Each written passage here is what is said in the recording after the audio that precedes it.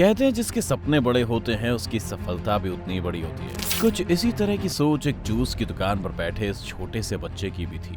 उसने बड़े बड़े सपने खुली आंखों से देखे थे, इसीलिए वो उन्हें पूरा करने के लिए दिन रात मेहनत करने से भी नहीं घबराया और कड़ी मेहनत करने के बाद वो मुकाम भी हासिल किया जहां वो 90 के दशक में दूसरों के सपनों को भी उड़ान देने लगा। लेकिन ये कामयाबी और शोहरत कुछ लोगों की आंखों में इस तरह खटकी कि इन लोगों ने उन्हें मौत के घाट उतार दिया।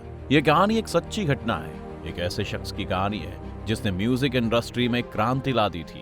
ये कहानी है गुलशन कुमार की।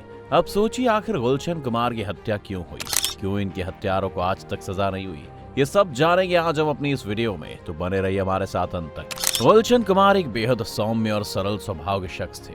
बावजूद इसके जरा सोचिए ऐसे व्यक्ति के साथ किसी की क्या ही रंजिश हो सकती थी, लेकिन इनकी कामयाबी और नेकियत ही इनकी मौत की वजह बन जाएगी। इस बात का अंदाजा तो खुद गुलशन कुमार को भी नहीं था।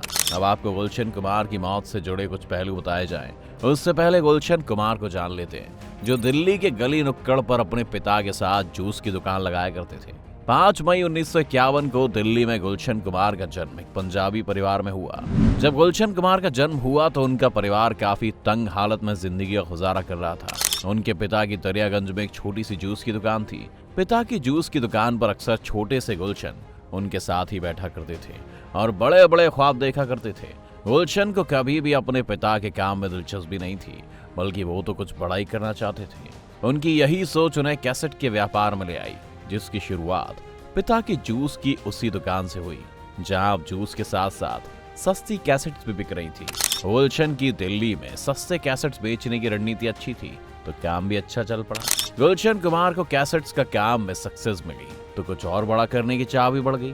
मैं 23 साल की उम्र में गुलशन ने अपने कैसेट्स का काम को बढ़ाने के इरादे से नोएडा में सुपर कैसेट इंडस्ट्रीज के नाम से एक कंपनी खोल दी। इस कंपनी में गानों के ऑडियो कैसेट बनाए जाते थे।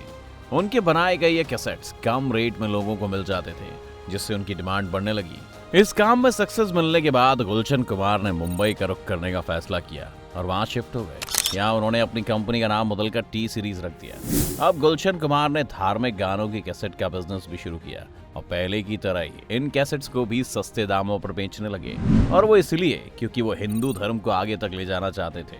इसी के चलते उन्होंने हिंदू पौराणिक कथाओं पर भी फिल्म्स बनाई। अब माया नगरी मुंबई में गुलशन कुमार की सक्सेस नोएडा से कई गुना ज्यादा बढ़ गई थी, जिसके बाद गुलशन कुमार का अगला कदम था फिल्म इंडस्ट्री। फिल्म इंडस्ट्री में गुलशन ने अपना लक आजमाया और साल 1989 में उनकी एक फिल्म आई जिसका नाम था लाल दुपट्टा मलमल का। ये फिल्म लोगों के बीच कुछ खास कमाल नहीं कर पाई, लेकिन इस फिल्म के गाने लोगों की जुबान पर ठहरने लगे थे और धीरे धीरे इन्हीं गानों ने गुलशन को लोगों के बीच पहचान दिलाना शुरू किया। इसके बाद उन्होंने आशिकी, जीना तेरी गली में और दिल है कि मानता नहीं जैसी फिल्म्स बनाई। इन फिल्मों में से आशिकी और दिल है कि मानता नहीं फिल्म के गाने सुपरहिट हुए और लोगों की जुबान पर चढ़ गए। गुलशन कुमार ने गरीबी को नजदीकी से देखा था। शायद यही वजह रही कि सफलता के आसमान पर पहुंचने के बाद भी वो हमेशा जमीन से जुड़े रहे। उनकी सफलता सिर्फ उन तक सीमित नहीं रही, बल्कि उन्होंने अपनी कामयाबी से बहुत से लोगों को सक्सेस दिलाई और बॉलीवुड को कई महान सिंगर्स भी दिए, जिनमें सोनू निगम, अनुराधा पौडवाल, वंदना वाजपेयी और कुमार शानू जैसे कई बड़ी हस्तियां शामिल हैं। गुलशन कुमार नए टैलेंट को मौका तो देते थे, लेकिन जैसे जैसे वो सिंगर सक्सेस होते जाते गुलशन उनसे दूरी बना लेते थे। उनकी नजरें हमेशा नए टैलेंट्स को तलाशती थी। उनकी इसी खासियत ने कई लोगों की जिंदगी को संवार दिया और कई लोगों की नजर में वो कांटों की तरह चुभने भी लगे, और यही चुभन उनकी मौत की वजह बनी। दरअसल 90 के दशक में बॉलीवुड में अंडरवर्ल्ड ने अपने पैर पसार लिए थे। अंडरवर्ल्ड बॉलीवुड पर पूरी तरह से हावी हो चुका था और वो बॉलीवुड की सफल हस्तियों को धमकी भरे कॉल्स करके उनसे पैसों की डिमांड करते थे। क्योंकि गुलशन कुमार भी सफल लोगों में शुमार थे और सबसे ज्यादा टैक्स भरने वाले इंसान बन चुके थे, तो वो कहाँ अंडरवर्ल्ड की नजरों से बचने वाले थे। लेकिन जब अंडरवर्ल्ड से उनसे पैसों की डिमांड हुई तो उन्होंने ये कहते हुए मना कर दिया कि इतने पैसे तो मैं माता के दरबार में लुटा दूंगा, लेकिन तुम्हें नहीं दूंगा। उनकी यही बात अंडरवर्ल्ड डॉन अबू सलेम को खटक गई और उसने उन्हें मारने की ठान ली। और 12 अगस्त को जब रोज की तरह गुलशन कुमार शिव मंदिर गए तो वहाँ पहले से घात लगाए सलेम के 2 शार्प शूटर्स ने उन पर गोलियां चला दी। उन्हें 3 गोलियां लगी और बचने के लिए जब वो पास ही की एक झोपड़ी में मदद मांगने के लिए गए तो वहाँ मौजूद महिला जब तक कुछ समझ पाती उससे पहले उन शूटर्स ने चिल्लाते हुए फिर से उन पर फायरिंग शुरू कर दी। इस दौरान गुलशन कुमार को 15 गोलियां लगी थी और हॉस्पिटल ले जाते हुए रास्ते में ही उनकी मौत हो गई। गुलशन कुमार हमेशा से चाहते थे कि उनका अंतिम संस्कार उनकी जन्मभूमि पर हो, इसीलिए उनकी इस इच्छा को पूरा करने के लिए उनको दिल्ली लाया गया और यहीं उनकी अंतिम विधि पूरी की गई। गुलशन कुमार की मौत के साथ उनकी एक कहानी खत्म नहीं हुई थी, बल्कि उनके इस हत्याकांड के बाद मुंबई में हलचल मच गई। लोगों में खौफ का माहौल था, पुलिस महकमे में हड़कंप मच गया था। इस मामले में छानबीन शुरू हुई तो बॉलीवुड के भी कुछ नाम सामने आए, जिन पर आरोप लगे कि उन्होंने गुलशन कुमार के मर्डर के लिए अबू सलेम को सुपारी दी थी और गिरफ्तारियां शुरू हुई।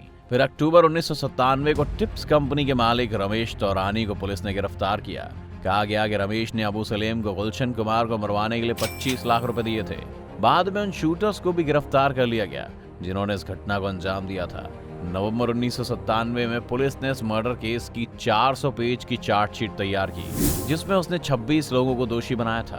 बॉलीवुड में जिन पर गुलशन के मर्डर का आरोप था, उस लिस्ट में रमेश तौरानी अकेले नहीं थे। उनके अलावा नदीम श्रवण की जोड़ी के नदीम सैफी पर भी आरोप था कि उन्होंने अबू सलेम से कहकर गुलशन कुमार को धमकी दिलवाई थी और नदीम ही उनकी हत्या की साजिश के एक सूत्रधार थे। नदीम के खिलाफ अरेस्ट वारंट तो निकला, लेकिन वो कभी गिरफ्तार नहीं किया जा सका, क्योंकि कहा जाता है कि गुलशन के मर्डर के वक्त नदीम सैफ इंग्लैंड में थे और वहां की गवर्नमेंट ने उन्हें अरेस्ट करने की परमिशन नहीं दी, जिस वजह से उनकी गिरफ्तारी नहीं हो पाई। हालांकि साल 2002 में इंडियन कोर्ट ने सबूत न मिलने की वजह से उन पर लगा आरोप रद्द कर दिया, लेकिन उनका अरेस्ट वारंट अभी तक वापस नहीं लिया गया है। नदीम के अलावा इस केस में आरोपी बनाए गए बाकी सारे आरोपियों को भी बरी कर दिया गया, सिवाय दोनों शूटर्स के।